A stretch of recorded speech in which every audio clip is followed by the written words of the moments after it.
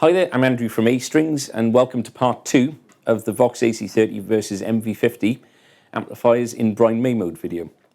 To kickstart this video, we thought we'd do a blind test. So what we're going to do is play the same bit of music through the MV50 AC and the AC30 in the same setup as before, so going through the 2x12 Alnico blue cabinet. Subscribe and leave a comment underneath with regards to whether you think sample number 1 is the MV50 and sample number 2 is the AC30, or vice versa. There's no clue in that because we haven't recorded them yet. And we're going to do another video anyway because with the feedback we've had from you, there's quite a lot to get through, so we're not going to be able to get through it all in one video and keep everyone's attention.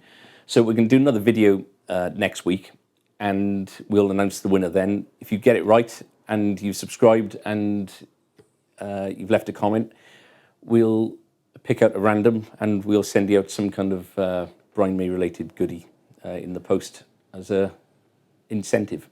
So we're going to do some sounds, put your blindfolds on and let us know what you think.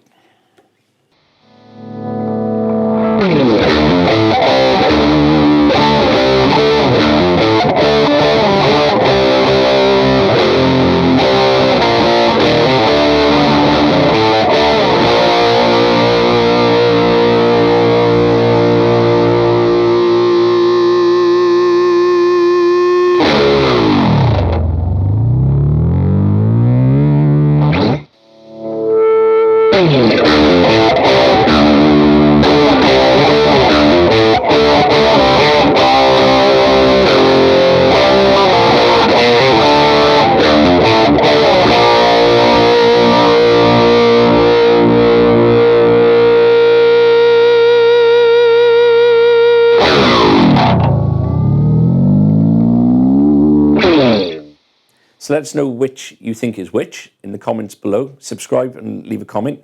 And if you are a subscriber, we'll pick one out randomly next week and send you something nice in the post. So we had a really good response from you from the first video. Thank you for that. It was my first video, so I was quite nervous doing it. So thank you for your patience with it. Your opinion on the MV50 seems to be overwhelmingly positive. We've had contact with a lot of you on, like I say, on Facebook and YouTube. A lot of people I've dealt with in the past that I haven't spoken to for quite a while. A lot of people I've never spoken to before, so it's always nice to make contact with new people. You seem to want to hear the MV50 in a couple of different situations. So given that we got so many of your comments to go through, we thought we'd do a A-string style points of view. So welcome to A-strings points of view.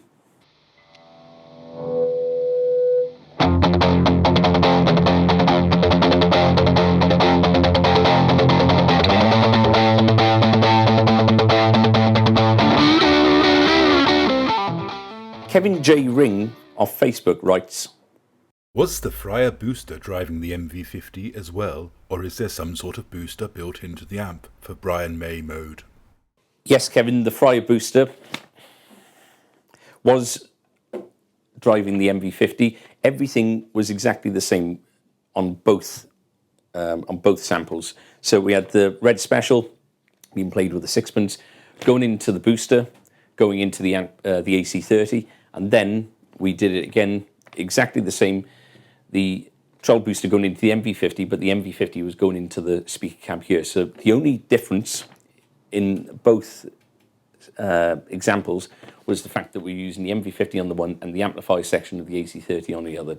What I really like about the MV50 is how similar it reacts to the AC30. So when you roll the volume down, it cleans up, you get that sparkle, you get it with the MV50. Some people said that the MV50 sounds a little bit brighter. I agree. I'd say that upon listening to the video, in reflection, I think that probably I could have had the MV50 set a little closer to the AC30, which would have been maybe bring the tone down a little bit, volume and gain up a little bit. But apart from that, I thought that the characteristics, especially when up full, I thought the MV50 and the AC30 were pretty bang on. So yes, to answer your question, it was the deluxe booster that was driving the amplifiers, both amplifiers exactly the same. What I found really encouraging was how the MV50 handled the deluxe booster. It's an extra 34 dB of gain, I believe, either 32 or 34 decibels of gain. So it's a lot of extra input for the amplifier to deal with. Yeah, I think that it's, especially when turned up full, I found it very difficult to distinguish between the two. So in answer to your question, yes, it was the same booster running both examples. Next question from John Sebo. On Facebook, he writes, If possible, I would love to see/hear a comparison of the amps with a regular BMG guitar. John, along with a lot of other people, yep, I think it would be a good idea to try this setup with a standard BMG. So, ta-da! John, I completely agree with you, along with a lot of others. We should be using standard kit. So this is a BMG standard guitar in natural. It belongs to a very good friend of mine, Ben Saunders, down in Port Talbot. So for the rest of this video, we're going to use this guitar. So basically, the nice thing about this being now is that everything that we're trying is readily available. So there's no reason why we all can't achieve these sounds at home. I'm going to plug this in now, and we're going to do a little bit of an A/B test between the AC30 and the MV50, and then we'll get back to the questions.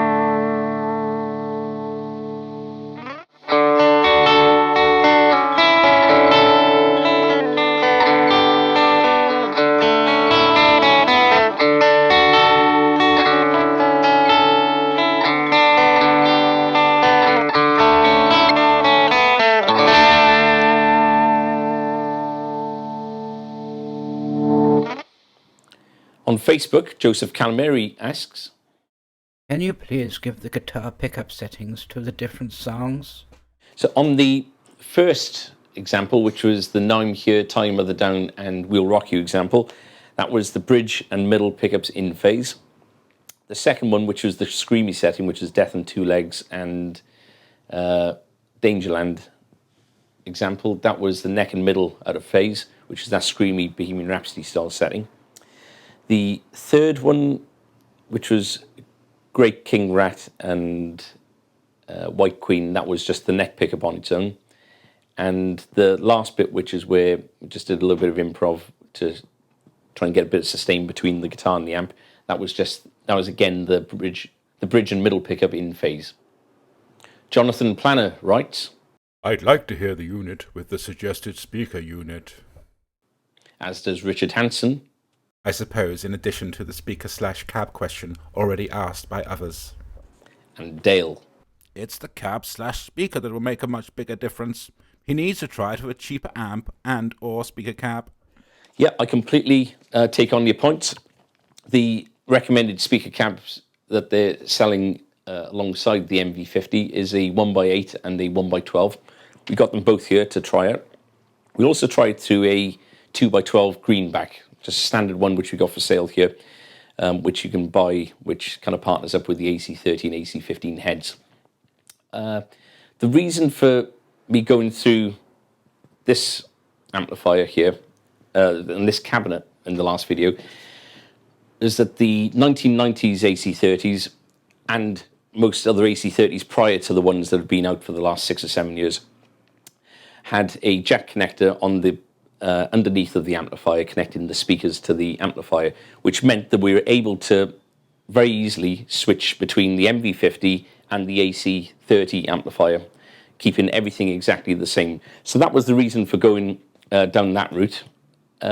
Speakers do make a big difference. So we got all the relevant speakers here. We got the 1x8, we got the 1x12, and we got a 2x12 Celestine greenback. Let's hear what it sounds like.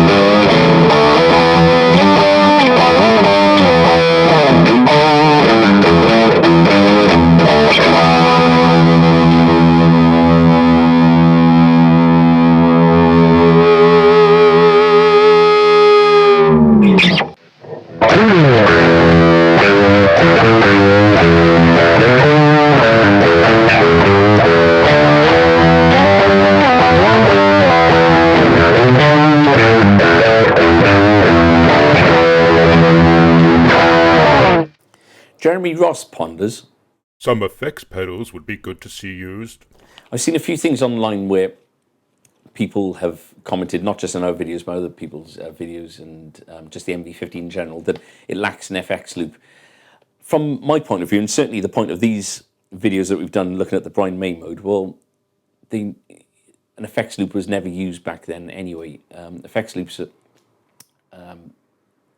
I don't think, important in the in Brian May mode.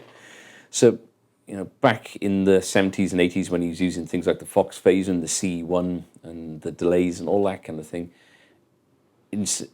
to get around the problems that an FX loop solves, Brian had 3 AC30s, or actually he had 12, didn't he, when he was on stage, or more. But in the studio, if he wanted to achieve the delays, he'd have center dry, left and right delays, and it's the left and right that would get affected by the chorus or the phase or whatever it would be.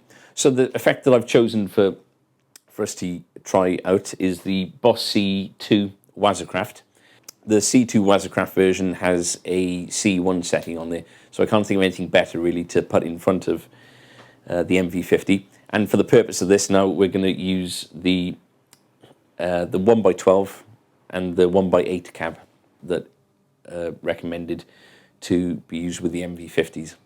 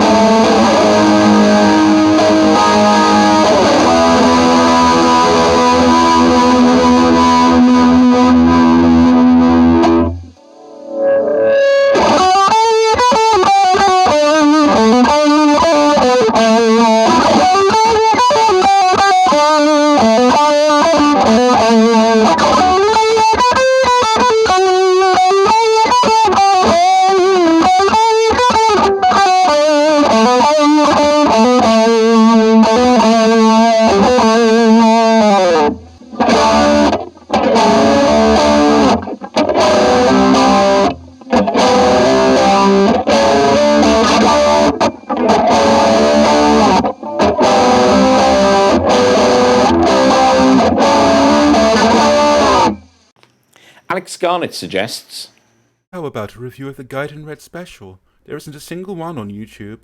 we could do a review of the Guyton Red Special. They're not available anymore, but if there's enough of you out there that want me to do a video on the Guyton Red Special up close and all the rest of it, let us know in the comments below, and we'll have a look at doing one of those. Chris Davis asks, So, how would these compare to, say, the Vox VT100X? the Valvetronics range is a different kettle of fish. You get into modelling territory there, so they really don't compare. Really, you know, I'm sure we could get them sounding very similar to each other. If there's something specific you want us to look at with regards to the Valvetronics range, VT100 or otherwise, let us know. And any suggestions of videos are welcome. So, yeah, you know, if there's anything you want us to do, please let us know. And finally, Andy Rolfe points out, And, as always, just wondering if the tubes in the AC30 were tested in a quality tester prior to the video being made. Be ashamed to be comparing apples to oranges. these valves are good. So that wraps this video up. Thank you very much for watching. As I mentioned at the beginning of the video, if you can subscribe, leave a comment, share us, all the rest of it, be really grateful for that. And we'll pick somebody out at random in a couple of weeks' time, and we'll send something nice in the post to you. So thanks for watching. I've been Andrew from A Strings. See you soon.